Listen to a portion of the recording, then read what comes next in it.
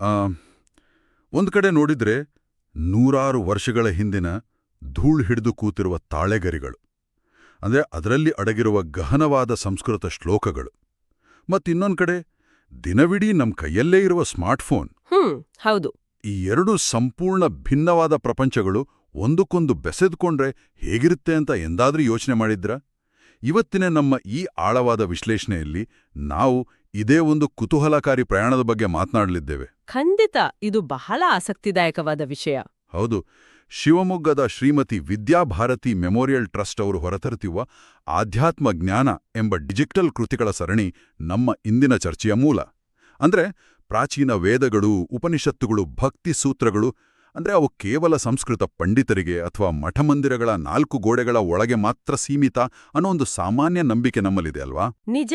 ಆ ನಂಬಿಕೆ ಜನಸಾಮಾನ್ಯರಲ್ಲಿ ಬಹಳ ಆಳವಾಗಿ ಬೇರೂರಿದೆ. ಆದ್ರೆ ಈ ಡಿಜಿಟಲ್ ಸರಣಿಯು ಆ ನಂಬಿಕೆಯನ್ನ ಸಂಪೂರ್ಣವಾಗಿ ಬುಡಮೇಲು ಮಾಡ್ತಿದೆ.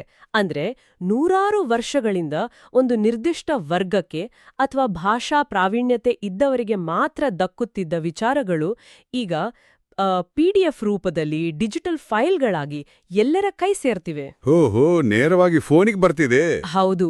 ಇದರ ಹಿಂದಿರುವ ಉದ್ದೇಶ ಬಹಳ ಸ್ಪಷ್ಟವಾಗಿದೆ. ಜ್ಞಾನ ಎನ್ನುವುದು ಹರಿಯುವ ನೀರಿನಂತೆ ಇರಬೇಕು, ಅದು ನಿಂತ ನೀರಾಗಬಾರದು. ಅದಕ್ಕಾಗಿಯೇ ಈ ಎಲ್ಲ ಡಿಜಿಟಲ್ ಪುಸ್ತಕಗಳನ್ನು ಸಂಪೂರ್ಣವಾಗಿ ಉಚಿತವಾಗಿ ಸಾರ್ವಜನಿಕರಿಗೆ ಒದಗಿಸಲಾಗುತ್ತಿದೆ. ಒಂದ್ ನಿಮಿಷ, ಉಚಿತವಾಗಿ ಕೊಡ್ತಿದ್ದಾರೆ ಅನ್ನೋದು ಸರಿ. ಆದರೆ ಈ ಕಠಿಣವಾದ ವೇದಾಂತ, ಭಕ್ತಿಸೂತ್ರ, ಮಧ್ವಾಚಾರ್ಯರ ತತ್ವಗಳು ಇವೆಲ್ಲವನ್ನೂ ಸಾಮಾನ್ಯ ಜನರಿಗೆ ಅರ್ಥವಾಗೋ ಹಾಗೆ ಡಿಜಿಟಲ್ ರೂಪಕ್ಕೆ ತರುತ್ತಿರುವವರು ಯಾರು? ಯಾವುದಾದರೂ ದೊಡ್ಡ ಮಠದ ವಿದ್ವಾಂಸರ ಅಥವಾ ಸಂಸ್ಕೃತ ವಿಶ್ವವಿದ್ಯಾಲಯದ? ಅಲ್ಲಿಯೇ ಇರೋದು ನೋಡಿ ಅಸಲಿ ಅಚ್ಚರಿ.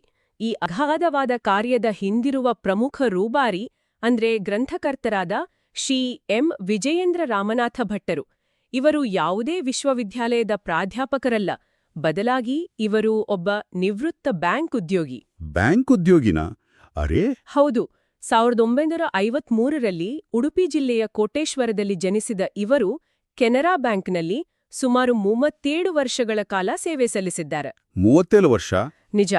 ಉತ್ತರ ಭಾರತ, ಮಧ್ಯ ಭಾರತ, ದಕ್ಷಿಣ ಭಾರತ ಹೀಗೆ ದೇಶದ ನಾನಾ ಭಾಗಗಳಲ್ಲಿ ಕೆಲಸ ಮಾಡಿ ಆಮೇಲೆ 2013ರಲ್ಲಿ ನಿವೃತ್ತರಾದರು. ಇದು ನಿಜಕ್ಕೂ ಆಸಕ್ತಿದಾಯಕವಾಗಿದೆ. ಯಾಕಂದ್ರೆ 37 ವರ್ಷಗಳ ಕಾಲ ಬ್ಯಾಂಕಿನಲ್ಲಿ ಕೆಲಸ ಮಾಡಿದವರಂದ್ರೆ ಅವರ ದಿನನಿತ್ಯದ ಬದುಕು ಬಡ್ಡಿ ಲೆಕ್ಕಾಚಾರ, ಸಾಲದ ಮರುಪಾವತಿ, ಬ್ಯಾಲೆನ್ಸ್ ಶೀಟ್, ಈ ಆರ್ಥಿಕ ಲೆಕ್ಕಾಚಾರಗಳ ಸುತ್ತಲೇ ಇರತ್ತಲ್ವಾ? ಅಂಥವರು ನಿವೃತ್ತಿಯ ನಂತರ ಈ ವೇದಾಂತ, ಭಕ್ತಿ ಸೂತ್ರಗಳತ್ತ ಹೊರಳಿದ್ದು ಹೇಗೆ? ಇದು ಒಮ್ಮಿಂದೊಮ್ಮೆಗೆ ಆದ ಬದಲಾವಣೆ ಅಂತ ಹೇಳೋಕೆ ಆಗಲ್ಲ. ಅವರ ರಕ್ತದಲ್ಲೇ ಈ ಜ್ಞಾನದ ಸೆಳೆತ ಇತ್ತು ಎನ್ನಬಹುದು. ಇವರ ಹಿನ್ನೆಲೆಯನ್ನು ನೋಡಿದ್ರೆ ಇವರ ತಾತ ವೇದಮೂರ್ತಿ ರಾಮನಾಥ ಅಪ್ಪಯ್ಯ ಭಟ್ಟರು ಕೋಟಿಲಿಂಗೇಶ್ವರ ದೇವಸ್ಥಾನದಲ್ಲಿ ಬರೋಬ್ಬರಿ 5 ದಶಕಗಳ ಕಾಲ ಅರ್ಚಕರಾಗಿದ್ರು. ಓಹೋ, 50 ವರ್ಷ? ಹೌದು. ಅಷ್ಟೇ ಅಲ್ಲ, ಅವರು ಬ್ರಹ್ಮಸೂತ್ರ ಭಾಷ್ಯ, ಮಹಾಭಾರತ ತಾತ್ಪರ್ಯ ನಿರ್ಣಯ ಸೇರಿದಂತೆ 8 ಪ್ರಮುಖ ಆಧ್ಯಾತ್ಮಿಕ ಗ್ರಂಥಗಳನ್ನು ರಚಿಸಿದ್ರು.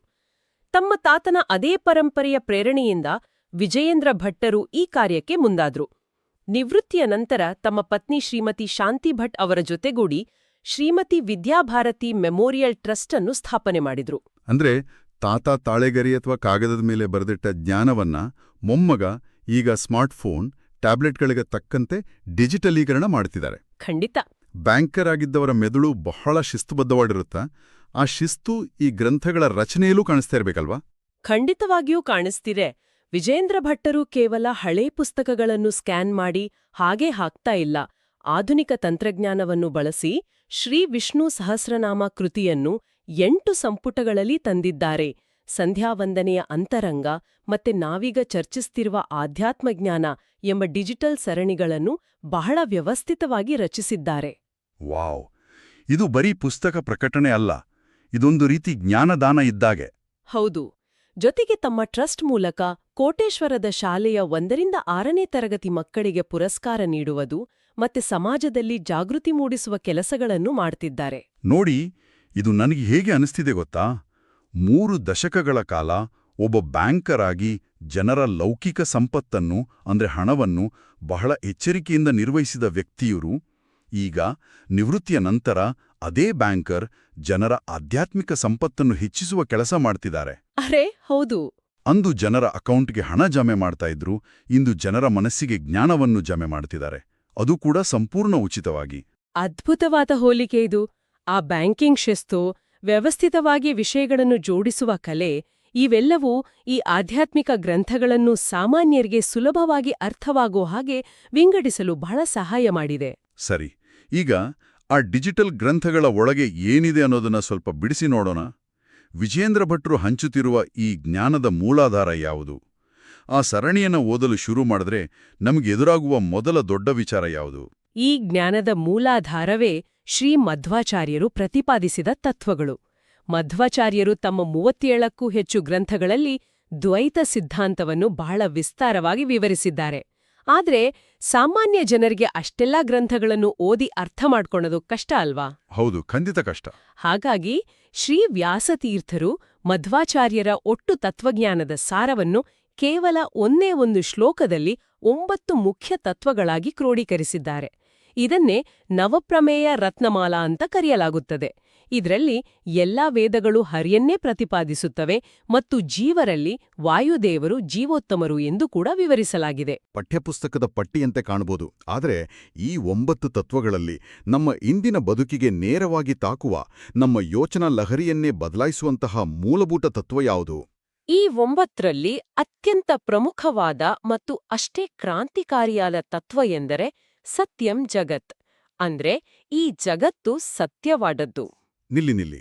ಸತ್ಯಂ ಜಗತ್, ಜಗತ್ತು ಸತ್ಯ ಅಂತನಾ? ಹೌದು. ಇದು ಬಹಳ ಆಸಕ್ತಿಕರವಾಗಿದೆ, ಜೊತೆಗೆ ಸ್ವಲ್ಪ ಗೊಂದಲಕಾರಿಯೂ ಹೌದು. ಯಾಕಂದ್ರೆ ನಾವು ಸಾಮಾನ್ಯವಾಗಿ ಕೇಳುವ ಆಧ್ಯಾತ್ಮಿಕ ಪ್ರವಚನಗಳಲ್ಲಿ ಈ ಜಗತ್ತು ಒಂದು ಮಾಯೆ, ಇದೊಂದ ಭ್ರಮೆ, ನಾವು ಕಾಣುವುದೆಲ್ಲ ಸುಳ್ಳು, ಇದು ಕೇವಲ ಕನಸಿನ ಹಾಗೆ ಅಂತಾನೆ ಹೇಳ್ತಾರಲ್ವಾ? ಆದರೆ ಇಲ್ಲಿ ಮಧ್ವಾಚಾರ್ಯರು ಜಗತ್ತು ಸತ್ಯ ಅಂತ ನೇರವಾಗಿ ಹೇಳ್ತಿದ್ದಾರಾ? ಹೌದು. ಇದೇ ಮಧ್ವಾಚಾರ್ಯರ ತತ್ವದ ಒಂದು ವಿಶಿಷ್ಟತೆ. ಜಗತ್ತು ಕೇವಲ ಒಂದು ಭ್ರಮೆಯಲ್ಲ, ಅಥವಾ ನಮ್ಮ ಕಲ್ಪನೆಯ ಕೂಸಲ್ಲ. ಭಗವಂತ ಎಷ್ಟು ಸತ್ಯವೋ ಅವನು ಸೃಷ್ಟಿಸಿದ ಈ ಜಗತ್ತು ಕೂಡ ಅಷ್ಟೇ ಸತ್ಯ.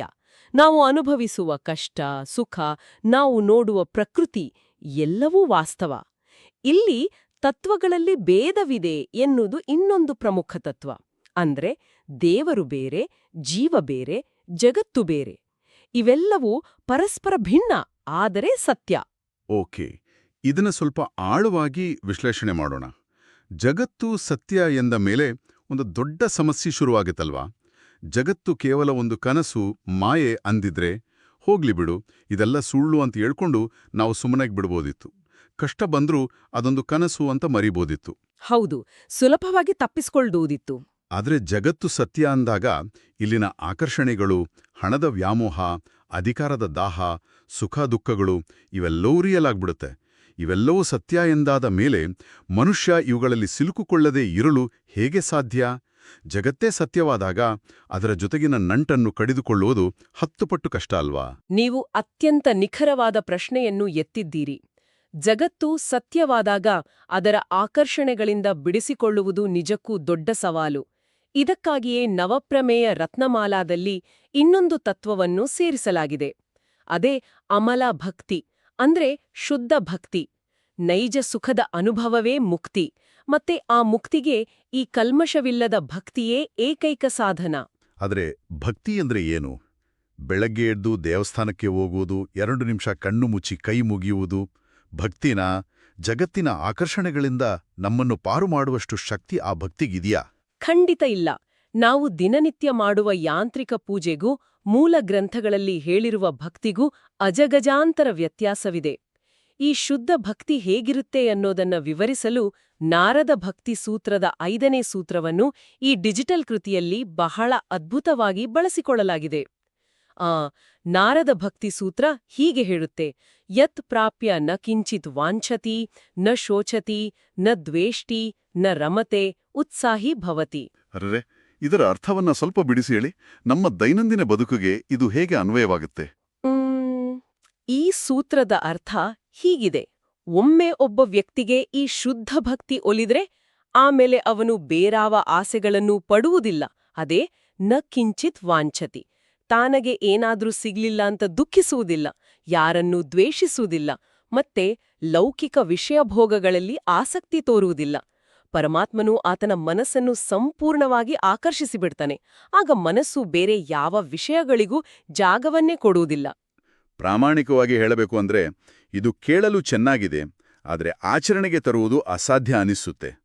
ಆಸೆ ಪಡಬೇಡ, ದುಃಖಿಸಬೇಡ, ದ್ವೇಷಿಸಬೇಡ, ಲೌಕಿಕ ಆಕರ್ಷಣೆಗಳಲ್ಲಿ ಮಜಾ ಪಡಬೇಡ, ಇವೆಲ್ಲವನ್ನೂ ಬಿಟ್ರೆ ಮನುಷ್ಯ ಕಲ್ಲಿನ ಥರ ಆಗಲ್ವಾ? ಯಾವುದೇ ಎಮೋಷನ್ಸ್ ಇಲ್ಲದ ರೋಬೋಟ್ ಥರ ಆಗಲ್ವಾ? ಖಂಡಿತ ಇಲ್ಲ. ಅಂದ್ರೆ ಒಂದು ಒಳ್ಳೆ ಊಟ ಮಾಡಬೇಕು ಅನಿಸುವ, ಒಂದು ಹೊಸ ಕಾರ್ ತಗೋಬೇಕು ಅನಿಸುವ, ಸತ್ಯವಾದ ಜಗತ್ತಿನಲ್ಲಿ ಬದುಕ್ತಾ ಇವೆಲ್ಲವನ್ನು ಬಲವಂತವಾಗಿ ಸಾಯಿಸಿಕೊಳ್ಳುವುದು ಹೇಗೆ? ಇಲ್ಲಿಯೇ ನಾವು ಅರ್ಥ ಮಾಡಿಕೊಳ್ಳುವಲ್ಲಿ ಎಡವುತ್ತಿರುವುದು. ನಾರದ ಭಕ್ತಿ ಸೂತ್ರವು ನಿಮ್ಮ ಆಸೆಗಳನ್ನು ಬಲವಂತವಾಗಿ ಸಾಯಿಸಿ ಅಂತ ಎಲ್ಲೂ ಹೇಳ್ತಾ ಇಲ್ಲ. ಬದಲಾಗಿ ಉನ್ನತವಾದದ್ದನ್ನು ಪಡೆದಾಗ ಕೀಳಾದದ್ದು ತಾನಾಗಿಯೇ ಉದ್ರಿ ಹೋಗುತ್ತದೆ ಎನ್ನುತ್ತದೆ. ಓಹೋ. ಉದಾಹರಣೆಗೆ, ನಿಮ್ಮ ಮನಸ್ಸನ್ನು ಒಂದು ದೊಡ್ಡ ಕಾಂತಕ್ಷೇತ್ರ ಅಥವಾ ಮ್ಯಾಗ್ನೆಟ್ ಅಂತ ಇಟ್ಕೊಳ್ಳಿ. ಆ ಮನಸ್ಸಿಗೆ ಪರಮಾತ್ಮನ ಮೇಲಿನ ಪ್ರೀತಿ, ಆ ಭಕ್ತಿ ಎನ್ನುವುದು ಅತಿದೊಡ್ಡ ಆಕರ್ಷಣೆಯಾಗಿ ಬಿಡುತ್ತೆ. ಆ ಪರಮಾನಂದ ದೊರೆತ ಮೇಲೆ ಈ ಸಣ್ಣಪುಟ್ಟ ಲೌಕಿಕ ಆಕರ್ಷಣೆಗಳು ನಿಮ್ಗೆ ರುಚಿಸೋದಿಲ್ಲ ಅಷ್ಟೇ. ನೀವು ಬಲವಂತವಾಗಿ ಬಿಡೋದಲ್ಲ, ಅವು ತಾವಾಗಿಯೇ ಕಳ್ಚಿ ಬೀಳ್ತವೆ. ಹಾ, ಈಗ ನನಗೆ ಅರ್ಥವಾಗ್ತಿದೆ. ಇದು ಹೇಗಿದೆ ಅಂದ್ರೆ, ನಮ್ಮ ಸ್ಮಾರ್ಟ್ಫೋನ್ನಲ್ಲಿ ಒಂದು ಆಪರೇಟಿಂಗ್ ಸಿಸ್ಟಮ್ ಅಥವಾ OS ಇರುತ್ತಲ್ವಾ? ಹೌದು. ನೀವು ಆ ಫೋನ್ನಲ್ಲಿ ಒಂದು ಬಹಳ ದೊಡ್ಡದಾದ ಹೈ ಗ್ರಾಫಿಕ್ಸ್ ಇರುವ ವಿಡಿಯೋ ಗೇಮನ್ನು ಓಪನ್ ಮಾಡ್ತೀರಾ ಅಂತ ಇಟ್ಕೊಳ್ಳಿ. ಆಗ ಫೋನ್ನ ಪ್ರೊಸೆಸರ್ ಏನ್ಮಾಡುತ್ತೆ? ಆ ಗೇಮ್ ಸರಿಯಾಗಿ ರನ್ ಆಗ್ಲಿ ಅಂತ ಬ್ಯಾಕ್ಗ್ರೌಂಡ್ನಲ್ಲಿ ರನ್ ಆಗ್ತಿರುವ ಬೇರೆ ಎಲ್ಲಾ ಸಣ್ಣಪುಟ್ಟ ಆ್ಯಪ್ಗಳನ್ನು ತಾನಾಗೇ ಸಸ್ಪೆಂಡ್ ಮಾಡಿಬಿಡುತ್ತೆ. ಆ ಸಣ್ಣ ಆ್ಯಪ್ಗಳು ಡಿಲೀಟ್ ಆಗಿರೋದಿಲ್ಲ, ಆದರೆ ಫೋನ್ನ ಸಂಪೂರ್ಣ ಶಕ್ತಿ, ಸಂಪೂರ್ಣ ಫೋಕಸ್ ಆ ದೊಡ್ಡ ಗೇಮ್ ಮೇಲಿರುತ್ತೆ. Wow, exactly. ಅದು ಒಮ್ಮೆ ನಮ್ಮ ಮನಸ್ಸಿನಲ್ಲಿ ಇನ್ಸ್ಟಾಲ್ ಆಗಿ ರನ್ ಆಗಲು ಶುರುವಾದರೆ ಈ ಕೋಪ, ದ್ವೇಷ, ಲೌಕಿಕ ವ್ಯಾಮೋಹ ಅನ್ನೋ ಬ್ಯಾಕ್ಗ್ರೌಂಡ್ ಆ್ಯಪ್ಗಳು ತಾವಾಗಿಯೇ ಸಸ್ಪೆಂಡ್ ಆಗ್ಬಿಡ್ತವಲ್ವಾ? ಭೇಷ್. ಅತ್ಯಂತ ಸಮಂಜಸವಾದ ಹಾಗೂ ಆಧುನಿಕವಾದ ಉದಾಹರಣೆ ಇದು. ನಾರದ ಭಕ್ತಿಸೂತ್ರ ಹೇಳ್ತಾ ಇರೋದು ಇದನ್ನೇ. ಭಕ್ತಿ ಎಂದ್ರೆ ಬಲವಂತದ ತ್ಯಾಗವಲ್ಲ, ಅದೊಂದು ಸಹಜವಾದ ಪ್ರಕ್ರಿಯೆ. ಕರ್ಮ, ಜ್ಞಾನ ಮತ್ತು ಯೋಗಗಳಿಗಿಂತ ಈ ಶುದ್ಧ ಭಕ್ತಿಯೇ ಶ್ರೇಷ್ಠವಾದದ್ದು ಎಂದು ಮೂಲಗ್ರಂಥಗಳಲ್ಲಿ ಹೇಳಲು ಕಾರಣವೂ ಇದೆ. ಯಾಕಂದ್ರೆ ಜ್ಞಾನದ ಮೂಲಕ ನಾವು ವಿಷಯಗಳನ್ನು ತಿಳಿದುಕೊಳ್ಳುತ್ತೇವೆ, ಆದರೆ ಭಕ್ತಿಯ ಮೂಲಕ ನಾವು ಆ ವಿಷಯವನ್ನು ಅನುಭವಿಸುತ್ತೇವೆ. ಈ ಭಕ್ತಿಯು ಸ್ವಯಂ ಪ್ರಮಾಣವಾಗಿದೆ. ಸ್ವಯಂ ಪ್ರಮಾಣ ಅಂದ್ರೆ ಭಕ್ತಿ ಇದೆ ಅಂತ ಸಾಬೀತುಪಡಿಸಲು ಬೇರಾವ ಸಾಕ್ಷಿಯೂ ಬೇಕಿಲ್ಲ. ಅದು ಅಮೃತ ಸ್ವರೂಪವಾಗಿದೆ. ಅದು ಅನುಭವಿಸುವನಿಗೆ ಮಾತ್ರ ಗೊತ್ತು. ಹಾಗಾದ್ರೆ ಇಲ್ಲಿ ಇನ್ನೊಂದು ಪ್ರಶ್ನೆ ಬರುತ್ತೆ. ಕೇವಲ ಭಕ್ತಿಯೊಂದೇ ಇದ್ಯಾ ಸಾಕಾ? ಜ್ಞಾನದ ಅವಶ್ಯಕತೆನೇ ಇಲ್ವಾ? ವೇದಗಳು, ಉಪನಿಷತ್ತುಗಳು, ಮಧ್ವಾಚಾರ್ಯರ ಭಾಷ್ಯಗಳು, ಇಷ್ಟೆಲ್ಲ ಜ್ಞಾನ ಭಂಡಾರವಿದೆಯಲ್ಲ, ಅದು ಕೇವಲ ಬುದ್ಧಿಮತ್ತೆಯ ಪ್ರದರ್ಶನವಷ್ಟೇನಾ? ಜ್ಞಾನ ಮತ್ತು ಭಕ್ತಿಯ ನಡುವಿನ ಸೇತುವೆ ಹೇಗೆ ನಿರ್ಮಾಣವಾಡುತ್ತೆ? ಜ್ಞಾನ ಇಲ್ಲದೆ ಭಕ್ತಿ ಹುಟ್ಟಲು ಸಾಧ್ಯವೇ ಇಲ್ಲ. ನೀವು ಯಾರನ್ನಾದರೂ ಪ್ರೀತಿಸಬೇಕು, ಭಕ್ತಿ ತೋರ್ಬೇಕು ಅಂದ್ರೆ ಮೊದಲು ಅವರ ಬಗ್ಗೆ ನಿಮ್ಗೆ ಅರಿವಿರ್ಬೇಕು ತಾನೆ. ಭಗವಂತನ ಸ್ವರೂಪವೇನು, ಈ ಜಗತ್ತಿನ ಸತ್ಯವೇನು ಅಂತ ತಿಳಿಯದೆ ಕುರುಡು ಭಕ್ತಿ ಮಾಡಿದ್ರೆ ಅದು ಕೇವಲ ಮೂಢನಂಬಿಕೆಯಾಗತ್ತೆ. ಆಕರಗಳ ಪ್ರಕಾರ ಜ್ಞಾನವಿಲ್ಲದೆ ಸಂಸಾರದ ಬಂಧನವನ್ನು ಕಳಚಲು ಸಾಧ್ಯವಿಲ್ಲ. ಆದ್ರೆ ಇಲ್ಲಿ ಜ್ಞಾನ ಅಂದ್ರೆ ಕೇವಲ ಮಾಹಿತಿಯನ್ನು ತಲೆಗೆ ತುಂಬಿಕೊಳ್ಳೋದಲ್ಲ. ಮೂಲಗ್ರಂಥಗಳಲ್ಲಿ ಇದನ್ನು ಯಥಾರ್ಥ ಜ್ಞಾನ ಅಂತ ಕರೆಯಲಾಗಿದೆ. ಯಥಾರ್ಥ ಜ್ಞಾನ ಅಂದ್ರೇನು? ನಾವು ಸ್ಕೂಲ್ ಕಾಲೇಜ್ಗಳಲ್ಲಿ ಕಲಿಯುವ ಸೈನ್ಸ್, ಮ್ಯಾಥ್ಸ್ ಅಥವಾ ನಾವು ಓದುವ ನ್ಯೂಸ್ ಇವುಗಳಿಗಿಂತ ಇದು ಹೇಗೆ ಭಿನ್ನ? ಯಥಾರ್ಥ ಜ್ಞಾನ ಅಂದ್ರೆ ಒಂದು ವಸ್ತುವನ್ನು ಅದು ಹೇಗಿದ್ಯೋ ಹಾಗೆಯೇ ಅರಿಯುವುದು. ನಮ್ಮ ಕಣ್ಣಿಗೆ ಅಥವಾ ಇಂದ್ರಿಯಗಳಿಗೆ ಕಾಣುವುದೇ ಅಂತಿಮ ಸತ್ಯವಲ್ಲ ಅಂತ ತಿಳ್ಕೊಳ್ಳುವುದು. ಮೂಲಗಳಲ್ಲಿ ಒಂದು ಅದ್ಭುತವಾದ ಉದಾಹರಣೆ ನೀಡಿದ್ದಾರೆ. ನೀವು ಸಮುದ್ರದ ದಡದಲ್ಲಿ ನಿಂತು ನೋಡಿದಾಗ ಸಮುದ್ರದ ನೀರು ನೀಲಿಯಾಗಿ ಕಾಣುತ್ತೆ. ಹೌದು, ಅದು ನಿಮ್ಮ ಕಣ್ಣಿಗೆ ಕಾಣುವ ಸತ್ಯ. ಆದ್ರೆ ವಾಸ್ತವದಲ್ಲಿ ಕೈಗೆ ನೀರು ತೆಗೆದುಕೊಂಡು ನೋಡಿದ್ರೆ ಅದಕ್ಕೆ ಯಾವುದೇ ಬಣ್ಣವಿಲ್ಲ. ನೀರು ಬಣ್ಣರಹಿತ ಎಂದು ಅರಿಯುವುದೇ ಯಥಾರ್ಥ ಜ್ಞಾನ. ಅಂದ್ರೆ ಮೇಲ್ನೋಟಕ್ಕೆ ಕಾಣುವ ಭ್ರಮೆಗೂ ಅಂತರಂಗದ ಅಸಲಿ ಸತ್ಯಕ್ಕೂ ಇರುವ ವ್ಯತ್ಯಾಸವನ್ನು ಅರಿಯುವುದು. ಮಧ್ವಾಚಾರ್ಯರು ಇದಕ್ಕಾಗಿ 3 ಪ್ರಮಾಣಗಳನ್ನು ಒಪ್ಪಿದ್ದಾರೆ. ಪ್ರತ್ಯಕ್ಷ ಅಂದ್ರೆ ನಮ್ಮ ಕಣ್ಣಿಗೆ ಕಾಣುವುದು, ಇಂದ್ರಿಯಗಳ ಅನುಭವ. ಅನುಮಾನ ಅಂದ್ರೆ ತರ್ಕ ಅಥವಾ ಲಾಜಿಕ್ ಬಳಸಿ ವಿಷಯವನ್ನು ಅರ್ಥೈಸುವುದು. ಮತ್ತು ಆಗಮ ಅಂದ್ರೆ ವೇದಗಳು ಮತ್ತು ಪ್ರಾಚೀನ ಗ್ರಂಥಗಳ ವಾಕ್ಯಗಳು. ಈ 3 ಬಳಸಿ ಸತ್ಯವನ್ನು ಹುಡುಕಬೇಕು. ಆದ್ರೆ ನಾನಿಲ್ಲೊಂದು ವಿಮರ್ಶಾತ್ಮಕ ಪ್ರಶ್ನೆ ಕೇಳಲೇಬೇಕು. ನಾನು ನೋಡಿದ ಹಾಗೆ ಬಹಳಷ್ಟು ಜನರಿಗೆ ಈ ಜ್ಞಾನ ಇರುತ್ತೆ. ಅವರು ವೇದಗಳನ್ನು, ಉಪನಿಷತ್ತುಗಳನ್ನು ಓದಿರ್ತಾರೆ. ದಿನಗಟ್ಲೆ ಅದರ ಬಗ್ಗೆ ಪ್ರವಚನ ಕೂಡ ಮಾಡಬಲ್ಲರು. ಆದರೆ ಅವರ ದೈನಂದಿನ ಬದುಕನ್ನು ನೋಡಿದ್ರೆ ಅವರು ಕೂಡ ನಿಮ್ಮಂತೆಯೇ ಸಣ್ಣ ಪುಟ್ಟ ವಿಚಾರಗಳಿಗೆ ಜಗಳ ಮಾಡ್ತಾರೆ, ಕೋಪ ಮಾಡ್ಕೊಳ್ತಾರೆ, ಅಧಿಕಾರದ ಆಸೆ ಇಟ್ಕೊಂಡಿರ್ತಾರೆ. ಅಂದ್ರೆ ಸಂಸಾರದ ಬಂಧನದಲ್ಲಿ, ಲೌಕಿಕ ಆಸೆ, ಕೋಪ, ತಾಪಗಳಲ್ಲಿ ಅವರು ಸಿಲುಕೊಂಡಿರ್ತಾರೆ. ಕೇವಲ ಪುಸ್ತಕದ ಜ್ಞಾನವಿದ್ರೆ ಸಾಲದು, ಪ್ರಯೋಜನವಿಲ್ಲ ಅಂತ ಇದೇ ಸಾಬೀತು ಮಾಡುತ್ತಲ್ವಾ? ಭಕ್ತಿಯೇ ಮುಕ್ತಿಗೆ ಏಕೈಕ ಸಾಧನ ಎಂದು ವ್ಯಾಸತೀರ್ಥರು ಯಾಕೆ ಒತ್ತಿ ಹೇಳ್ತಾರೆ ಅನ್ನೋದು ಈಗ ಅರ್ಥ ಆಗ್ತಿದೆ. ನೀವು ಹೇಳಿದ್ದು ಅಕ್ಷರಶಃ ಸತ್ಯ. ಕೇವಲ ಪುಸ್ತಕದ ಜ್ಞಾನವಿದ್ದರೆ ಅದು ಅಹಂಕಾರವನ್ನು ಬೆಳೆಸಬಹುದೇ ಹೊರತು ಮುಕ್ತಿಯನ್ನೂ ಕೊಡುವುದಿಲ್ಲ. ಜ್ಞಾನ ಎಂಬುದು ಒಂದು ನಕ್ಷೆ, ಅಂದ್ರೆ ಮ್ಯಾಪ್ ಇದ್ದ ಹಾಗೆ. ನಾವು ಎಲ್ಲಿಗೆ ಹೋಗ್ಬೇಕು ಎನ್ನುವ ದಾರಿಯನ್ನು ಅದು ತೋರಿಸುತ್ತೆ. ಆದರೆ ನಕ್ಷೆ ಹಿಡಿದುಕೊಂಡ ತಕ್ಷಣ ನಾವು ಊರು ತಲುಪುವುದಿಲ್ವಲ್ಲ. ಆ ದಾರಿಯನ್ನೇ ನಮ್ಮನ್ನು ಕೈಹಿಡಿದು ನಡೆಸುವ ಶಕ್ತಿ, ಭಗವಂತನ ಅನುಗ್ರಹವನ್ನು ತಂದುಕೊಡುವ ಸಾಧನವೇ ಭಕ್ತಿ. ಜ್ಞಾನದಿಂದ ದೇವರೆಂದರೆ ಯಾರು ಅಂತ ಅರ್ಥವಾಗುತ್ತೆ, ಆದರೆ ಭಕ್ತಿಯಿಂದ ಆ ದೇವರ ಒಲುಮೆ ಸಿಗುತ್ತೆ. ಅಂದ್ರೆ ಜ್ಞಾನ ಅನ್ನೋದು ನಾವು ಹೋಗಬೇಕಾದ ಜಾಗದ GPS ಲೊಕೇಶನ್ ಇದ್ದ ಹಾಗೆ. ಆದರೆ ಭಕ್ತಿ ಅನ್ನೋದು ನಮ್ಮ ಗಾಡಿಗೆ ಹಾಕುವ ಇಂಧನ, ಅಂದ್ರೆ ಪೆಟ್ರೋಲ್ ಇದ್ದ ಹಾಗೆ. ಇಂಧನ ಇಲ್ಲದೆ ಎಷ್ಟೇ ಒಳ್ಳೆ GPS ಇದ್ರೂ ನಾವು ಒಂದಿಂಚು ಕೂಡ ಮುಂದಕ್ಕೆ ಹೋಗಲು ಸಾಧ್ಯ ಅಲ್ವಾ? ನಿಖರವಾಗಿ ಹೇಳಿದ್ದೀರಿ. ಇನ್ನೊಂದು ಮುಖ್ಯವಾದ ವಿಚಾರವನ್ನು ನಾವು ಗಮನಿಸಬೇಕು. ಕೆಲವೊಮ್ಮೆ ವೇದಗಳಲ್ಲಿ, ಪುರಾಣಗಳಲ್ಲಿ ವಿರೋಧಾಭಾಸಗಳಿವೆಯೇ ಎಂಬ ಪ್ರಶ್ನೆ ಮೂಡುತ್ತೆ. ಒಂದು ಕಡೆ ಹೇಳಿದ್ದನ್ನೇ ಇನ್ನೊಂದು ಕಡೆ ಅಲ್ಲಗಳೆದಂತೆ ಮೇಲ್ನೋಟಕ್ಕೆ ಕಾಣುತ್ತೆ. ಇದರಿಂದಲೇ ಬಹಳಷ್ಟು ಜನ ಈ ಗ್ರಂಥಗಳ ಬಗ್ಗೆ ನಂಬಿಕೆ ಕಳುಕೊಳ್ತಾರೆ. ಆದರೆ ಆಚಾರ್ಯರು ಸ್ಪಷ್ಟಪಡಿಸಿದಂತೆ ಆಳವಾದ ಅಧ್ಯಯನ ಮಾಡಿದಾಗ, ಯಥಾರ್ಥ ಜ್ಞಾನದಿಂದ ವಿಶ್ಲೇಷಿಸಿದಾಗ ಆ ಎಲ್ಲಾ ವಿರೋಧಾಭಾಸಗಳು ಸಮನ್ವಯಗೊಳ್ಳುತ್ತವೆ. ವಿರೋಧಾಭಾಸ ಕಾಣಲು ವೇದಗಳ ದೋಷ ಕಾರಣವಲ್ಲ, ಬದಲಾಗಿ ನಮ್ಮ ಗ್ರಹಿಕೆಯ ಕೊರತೆ, ನಮ್ಮ ಅಜ್ಞಾನವೇ ಕಾರಣ. ನಾವು ಸಮುದ್ರವನ್ನು ದಡದಲ್ಲಿ ನಿಂತು ನೋಡಿದಾಗ ಅಲೆಗಳ ಅಬ್ಬರ, ಗದ್ದಲ ಮಾತ್ರ ಕಾಣುತ್ತೆ. ಇದು ಬಹಳ ಅಪಾಯಕಾರಿ ಅನ್ನಿಸುತ್ತೆ. ಆದರೆ ಆಳಕ್ಕೆ, ಸಮುದ್ರದ ತಳಕ್ಕೆ ಇಳಿದಾಗ ಅಲ್ಲಿ ಸಂಪೂರ್ಣ ಪ್ರಶಾಂತತೆ ಇರುತ್ತೆ. ಅಲ್ಲಿ ಯಾವ ಗದ್ದಲವೂ ಇರೋದಿಲ್ಲ. ಈ ಪ್ರಾಚೀನ ಜ್ಞಾನವೂ ಕೂಡ ಆಳವಾದ ಅಧ್ಯಯನ ಬಿಡುತ್ತೆ. ಹೌದು. ಒಟ್ಟಾರೆಯಾಗಿ ನೋಡಿದ್ರೆ ನಿವೃತ್ತ ಬ್ಯಾಂಕ್ ಉದ್ಯೋಗಿ ವಿಜಯೇಂದ್ರ ಭಟ್ಟರು ಮಾಡುತ್ತಿರುವ ಈ ಕಾರ್ಯ ನಿಜಕ್ಕೂ ಒಂದು ಸೇತುವೆ ಇದ್ದಂತೆ. ಅವರು ತಮ್ಮ ಡಿಜಿಟಲ್ ಜ್ಞಾನದಾನದ ಮೂಲಕ ಮಧ್ವಾಚಾರ್ಯರ 9 ಸತ್ಯಗಳು ಹಾಗೂ ನಾರದ ಭಕ್ತಿ ಸೂತ್ರದಂತಹ ಕಠಿಣ ವಿಷಯಗಳನ್ನು ಇಂದಿನ ತಲೆಮಾರಿಗೆ ಅರ್ಥವಾಗುವ ಭಾಷೆಯಲ್ಲಿ ಡಿಜಿಟಲ್ ರೂಪದಲ್ಲಿ ತಲುಪಿಸುತ್ತಿದ್ದಾರೆ. ಈ ಲೌಕಿಕ ಜಗತ್ತನ್ನು ಮಿಥ್ಯೆ ಎಂದು ತಳ್ಳಿಹಾಕದೆ, ಜಗತ್ತು ಸತ್ಯವೆಂದೇ ಒಪ್ಕೊಂಡು ಅದರಲ್ಲೇ ಇದ್ದುಕೊಂಡು ಭಕ್ತಿಯ ಮೂಲಕ ಕಮಲದ ಎಲೆಯ ಮೇಲಿನ ನೀರಿನ ಹನಿಯಂತೆ ಹೇಗೆ ನಿರ್ಲಿಪ್ತರಾಗಿರಬಹುದು ಎಂಬುದೇ ಈ ಎಲ್ಲ ಕೃತಿಗಳ ಸಾರಾಂಶ. ಖಂಡಿತ. ಇದು ಕೇವಲ ಪಂಡಿತರಿಗೆ ಮಾತ್ರವಲ್ಲ, ಪ್ರತಿದಿನ ಆಫೀಸಿಗೆ ಹೋಗಿ ಟೆನ್ಷನ್ ಮಾಡಿಕೊಳ್ಳುವ, EMI ಕಟ್ಟುವ, ಸಂಸಾರದ ಜವಾಬ್ದಾರಿಗಳಲ್ಲಿ ಸಿಲುಕಿರುವ ಪ್ರತಿಯೊಬ್ಬರಿಗೂ ಬೇಕಾದ ಜ್ಞಾನ ಇದು. ಈ ಮೂಲಗಳಲ್ಲಿ ವಿವರಿಸಿದಂತೆ ಒಮ್ಮೆ ಶುದ್ಧ ಭಕ್ತಿ ಹುಟ್ಟಿದರೆ ಲೌಕಿಕ ಆಕರ್ಷಣೆಗಳೆಲ್ಲವೂ ತಾನಾಗಿಯೇ ಕರಗಿ ಹೋಗ್ತವೆ.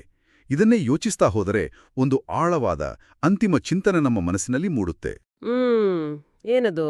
ನಾವು ಪ್ರತಿದಿನ ನಮ್ಮ ಕೆಟ್ಟ ಅಭ್ಯಾಸಗಳನ್ನು, ನಮ್ಮ ಕೋಪವನ್ನು ಅಥವಾ ಲೌಕಿಕ ವ್ಯಾಮೋಹಗಳನ್ನು ಬಿಡ್ಬೇಕು ಅಂತ ಬಲವಂತವಾಗಿ ಒದ್ದಾಡ್ತೇವೆ. ಪ್ರತಿ ಹೊಸ ವರ್ಷಕ್ಕೂ ರೆಸಲ್ಯೂಷನ್ ಮಾಡ್ಕೊಳ್ತೀವಿ, ಮತ್ತೆ ಫೇಲ್ ಆಗ್ತೀವಿ. ಆ ಕತ್ತಲೆಯನ್ನು ರೂಮಿನಿಂದ ಹೊರಹಾಕಲು ಬಡಿದಾಡ್ತೇವೆ. ಆದರೆ ಈ ಗ್ರಂಥಗಳು ಹೇಳುವ ಪ್ರಕಾರ ಕತ್ತಲೆಯನ್ನು ಹೊರಹಾಕಲು ಹೊಡೆದಾಡುವುದು ಮೂರ್ಖತನ. ಬದಲಾಗಿ ನಮ್ಮ ಮನಸ್ಸನ್ನು ಯಾವುದಾದರೂ ಉನ್ನತವಾದ, ಶುದ್ಧವಾದ ವಿಚಾರದತ್ತ, ಆ ಭಕ್ತಿಯತ್ತ ಜೋಡಿಸಲು ಪ್ರಯತ್ನಿಸಿದರೆ ಹೇಗೆ? ನಿಜಕ್ಕೂ ಅರ್ಥಪೂರ್ಣವಾದ ಮಾತು. ಕತ್ತಲೆಯನ್ನು ಗುಡಿಸಿ ಹೊರಹಾಕುವ ಬದಲು ಅಲ್ಲಿ ಒಂದು ಸಣ್ಣ ದೀಪ ಹಚ್ಚಿದ್ರೆ ಕತ್ತಲೆ ತಾನಾಗಿ ಓಡಿ ಹೋಗುವುದು ಹೆಚ್ಚು ಸುಲಭ ಅಲ್ವಾ? ಆ ದೀಪ ಹಚ್ಚುವ ಕೆಲಸವನ್ನು ನಾವೆಲ್ಲರೂ ಮಾಡಬೇಕಿದೆ. ಕೇಳುಗರು ಈ ಬಗ್ಗೆ ಖಂಡಿತ ಆಲೋಚಿಸಿ.